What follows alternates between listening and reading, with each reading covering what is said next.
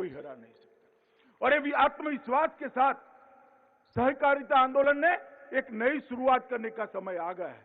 मोदी जी ने एक मंत्र दिया है सहकार से समृद्धि का, और उन्होंने जो $5 ट्रिलियन की इकोनॉमी का लक्ष्य रखा है, मैं आज मोदी जी को आश्वस्त करना चाहता हूं कि सहकारिता क्षेत्र भी आपके $5 ट्रिलियन की इकोनॉमी के लक्ष्य को पूरा करने के लिए एड़ी चोटी का जोर लगा देगा। और मित्रों, हमारी जो सहकारिता से ताकत बनती है, वो ताकत देश को समृद्ध करने की दिशा में आएगी, इसका मुझे विश्वास है। सहकारिता आंदोलन भारत के ग्रामीण समाज की प्रगति भी करेगा और एक नई सामाजिक पूंजी का कंसेप्ट भी खड़ा करेगा। पूंजी के दुनिया भर में कई व्याख्याएं हैं, मगर हम 10,000 साल से जीने वाले लोग हैं, 10,000 साल की संस्कृति का वहन करने वाले लोग हैं। सामाजिक पूंजी का कंसेप्ट, सामाजिक पूंजी का विचार और सामाजिक पूंजी का संस्कार हमारे सहकारिता आंदोलन को बहुत आगे ले जाएगा। कई देशों के अंदर सहकारिता कानून से अस्तित्व में आती है, कई देशों के अंदर सहकारिता छोटी छोटी पैक्स और बाकी सहकारी समितियों के संविधान से अस्तित्व में आती है। भारत में ये व्यवस्था के लिए जरूरी है। भारत की जनता के स्वभाव में सहकारिता घुल मिल गई है, इसके संस्कार के अंदर सहकारिता है। ये कोई उधार लिया हुआ कंसेप्ट नहीं है, हमारे स्वतः काम से प्रकट हुआ ये सहकारिता कंसेप्ट है। इसलिए भारत में कभी सहकारिता आंदोलन कभी भी इरिलेवेंट नहीं हो सकता।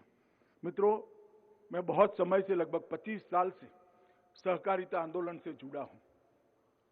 छोटी सी छोटी इकाई से लेकर राज्य कक्षा की बड़ी इकाइयों तक मैंने काम किया है।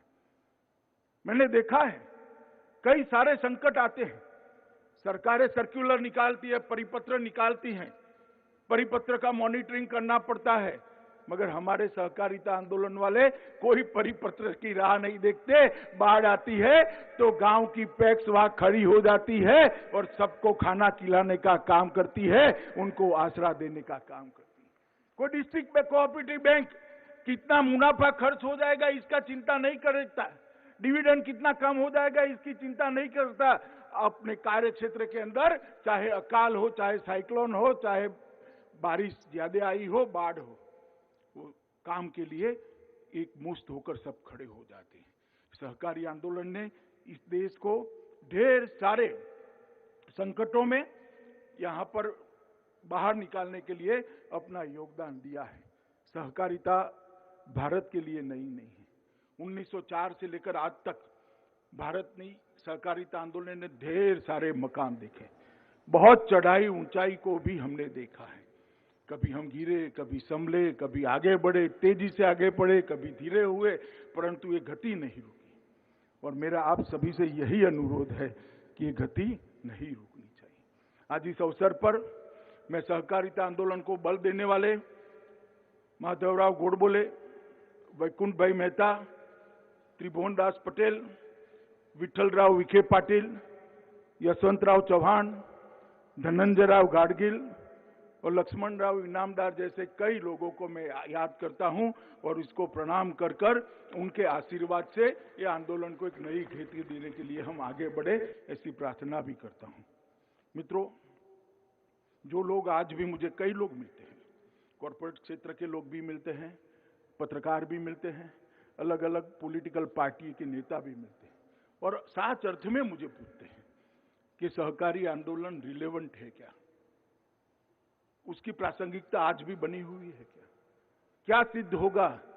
मैं आज कुछ सहकारी आंदोलन की गुड प्रैक्टिसेस आपके सामने बताना चाहता हूं। सबसे पहले मैं गुजरात से आता हूं, मैं अमूल की बात करना चाहता हूं। अमूल का जन्म सरदार पटेल की दीर्घ दृष्टि से हुआ था। 1946 में अंग्रेजों ने एक फैसला किया कि किसानों ने कंपलसरी फर्जियात रूप से अपना सारा दूध एक प्राइवेट कंपनी को देना पड़ेगा।